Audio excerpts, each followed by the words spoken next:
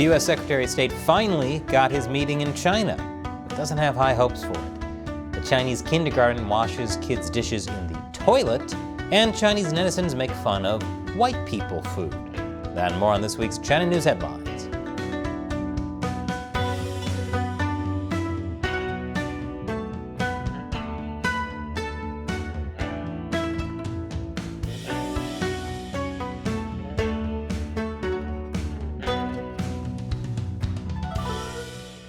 Welcome to China Uncensored. I'm Chris Chappell. This episode is sponsored by Surfshark.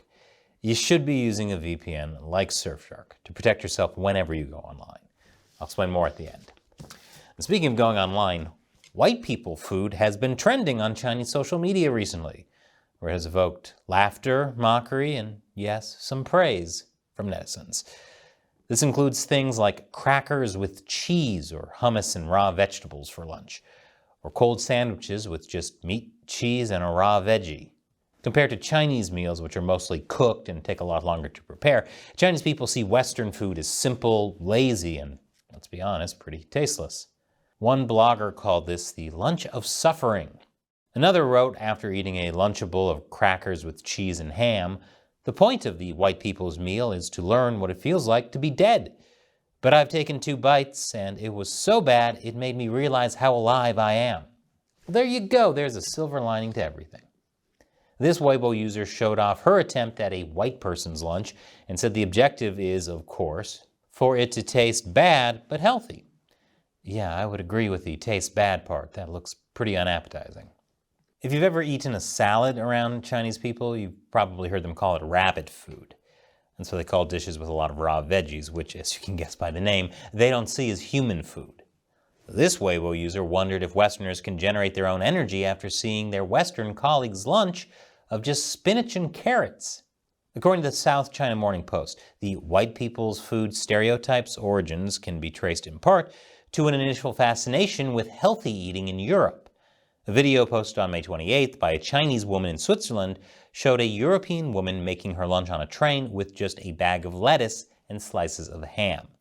The reaction wasn't all negative, though. Some Chinese netizens said they had started eating white people food, or bairen fan, because of how much time it saved them.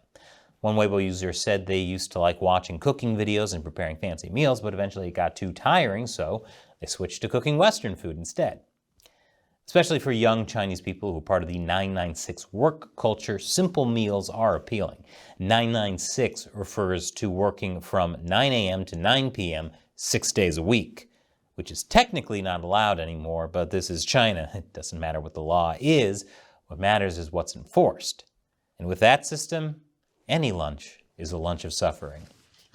Speaking of young Chinese, the Netherlands is considering screening Chinese students over security risks. The Dutch education minister said he was looking at curbing students who received scholarships from the state-run Chinese Scholarship Council. Recipients of those grants have to swear allegiance to the Communist Party, return to China within 2 years of completing their studies, and report to the Chinese embassy in the country where they study. I'm sure this is all about the students' well-being, though. I mean, if they don't have the embassy checking in on them, who knows what could happen? Like, what if they got turned around and ended up at a protest where they were told lies about the Chinese Communist Party? Reuters reported that some Dutch universities have already started rejecting Chinese students that receive the scholarships. The Dutch education minister is also drafting a law that would screen foreign PhD students in tech fields. Now, the law doesn't just cover Chinese students. It's about preventing the theft of advanced technology. But that is one of the main strategies China uses to leapfrog developed countries. Or as Bloomberg put it, the clear intention of the law is to prevent students from China gaining access to sensitive material. And after the break, France doesn't want NATO in Asia. Welcome back. Back to Europe, where France says it's against opening a NATO office in Asia. Japan had requested that NATO set up a liaison office in Tokyo to counter China's aggression in the region. NATO security generals seem to be on board with the idea, but a French official who asked not to be named said NATO stands for North Atlantic, and both Article 5 and Article 6 in its statutes clearly limit the scope to the North Atlantic. He pointed out that no country has a NATO liaison office and that any liaising that needs to be done can be done through the embassies. While this may be true, what's also true is that France's Indo-Pacific strategy seems to be centered around not angering China. French President Emmanuel Macron took heat earlier this year when, after visiting China, he said that Europe shouldn't blindly follow the US into war over Taiwan. Wow, France is already surrendering to China. Imagine that. Speaking of war, that's exactly what U.S. Secretary of State Antony Blinken is hoping to avoid by traveling to Beijing this weekend. He had a trip planned in February, but he scrapped it after China sent what Biden called a silly spy balloon over the entire continental U.S. The State Department says Blinken will be there Sunday and Monday, but as of Thursday, couldn't say yet who he'll be meeting with or anything about his schedule. China hasn't said anything about who he'll be meeting with either, which I would say is not a good sign. Blinken has said he's hoping to get a meeting with Xi Jinping after Joe Biden and Xi agreed he would follow up on a meeting they had last November. Whether that'll happen, though, may depend on just how well the U.S. grovels. Meanwhile, Xi is reportedly going to meet with Bill Gates this week. I'm guessing Gates was invited to come just before Blinken, just to put extra salt in the wound. And all this is on top of the, shall we say, frosty phone call Blinken had with China's foreign minister this week. He rebuked the U.S. for meddling in China's internal affairs, warning the U.S. against harming China's sovereignty, security, and development interests in the name of competition. The U.S. is taking pretty well, though. The U.S. Assistant Secretary for East Asian Affairs told reporters this is not a visit in which I would anticipate a long list of deliverables coming out of it. We're not going to Beijing with the intent of having some sort of breakthrough or transformation in the way that we deal with one another. We're coming to Beijing with a realistic, confident approach and a sincere desire to manage our competition in the most responsible way possible. Gotcha. So basically just talking for the sake of talking. Well, at least they're managing expectations for the visit. And after the break, did a Chinese kindergarten wash children's dishes in a toilet? Welcome back.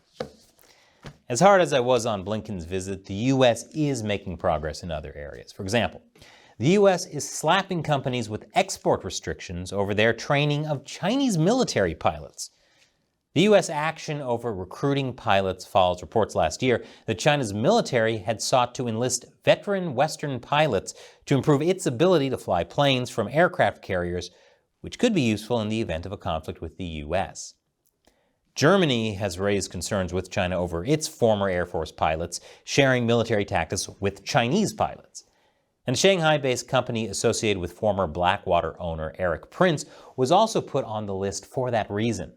Frontier Services Group Limited was added for training Chinese military pilots and other activities that threaten U.S. national security.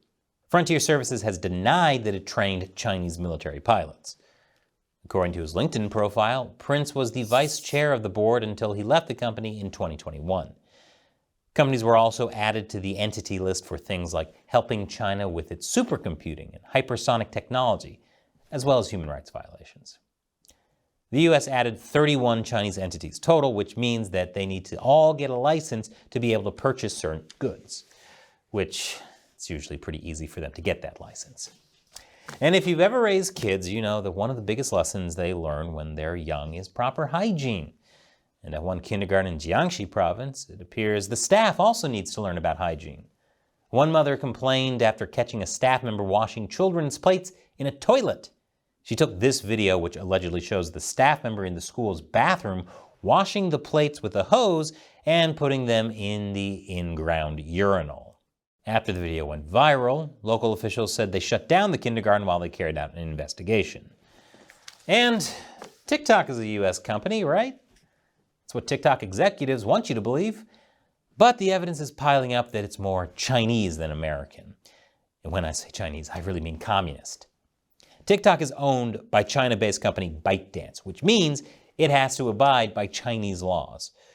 For those who don't know how China works, all major companies there have to have branches of the Chinese Communist Party. As we've reported before, ByteDance is no exception to that rule. Now, TikTok has claimed that just because it has a Chinese parent company, that doesn't mean the Chinese Communist Party has access to American user data. But surprise, surprise, a former ByteDance executive says that's not true. Yintao Yu was the head of engineering for ByteDance's U.S. office between 2017 and 2018. He said in a legal filing that he raised concerns about the company's shady business practices with his manager and was fired as a result. He's now suing for wrongful termination.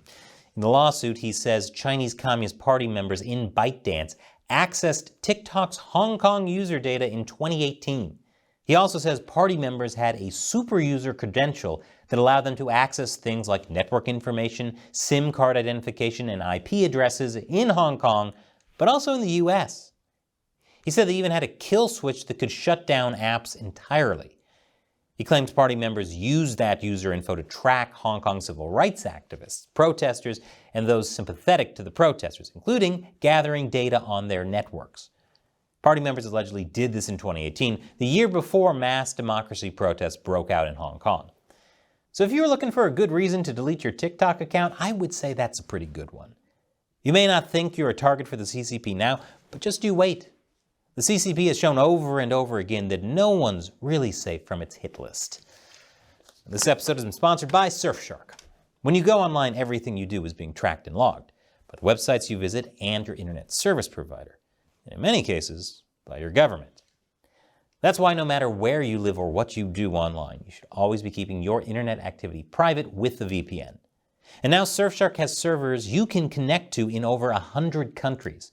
That's more than any other VPN. So that makes your connections faster and more reliable. Plus, Surfshark has top-of-the-line encryption and a no-logs policy, meaning they don't collect your browsing data. In fact, Surfshark was rated Editor's Choice for the best VPN for privacy and security by PC Mag. So check out Surfshark. With just one Surfshark account, you can connect as many devices as you want. Try it out now, and Surfshark has a special deal that includes 83% off a 2-year plan, plus 3 extra months for free. You can protect yourself for just $221 a month. So go to surfshark.com/uncensored and use the code uncensored to secure this deal. The link is in the description below. Once again, I'm Chris Chappell. See you next time.